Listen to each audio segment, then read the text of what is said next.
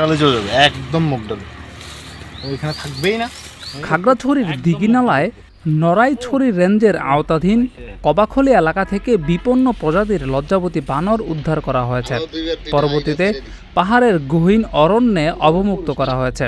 বৃহস্পতিবার দুপুরে দিঘিনালার ৩ নং কবাখালী ইউনিয়নের আলীনগর এলাকা থেকে এই বিরল প্রজাতির লজ্জাবতী বানরটি উদ্ধার করা হয়েছিল।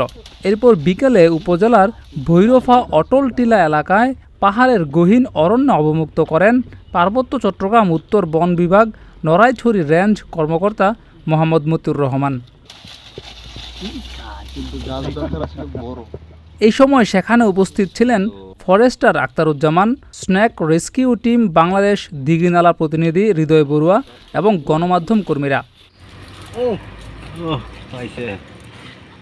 বানরটি অবমুক্ত করার সময় রেঞ্জ কর্মকর্তা মোহাম্মদ মতিউর রহমান বলেন, এই লজ্জাবতী বানরটি ওই নারাইছড়ির গহীন জঙ্গল থেকে লোকালয়ে চলে আসছে।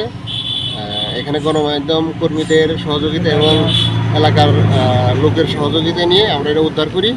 উদ্ধার করে এটা আমরা আবার পুনরায় আমাদের বিভাগীয় বন কর্মকর্তা মহোদয়ের নির্দেশে গভীর জঙ্গলে অবমুক্ত করি। উল্লেখ্য যে আন্তর্জাতিক প্রকৃতি ও প্রাকৃতিক সম্পদ সংরক্ষণ সংঘ লজ্জাবতী বানরটিকে বিপন্ন প্রাণী হিসেবে লাল তালিকাভুক্ত করেছে। জিয়াউর রহমান, প্রতিদিনের বাংলাদেশ।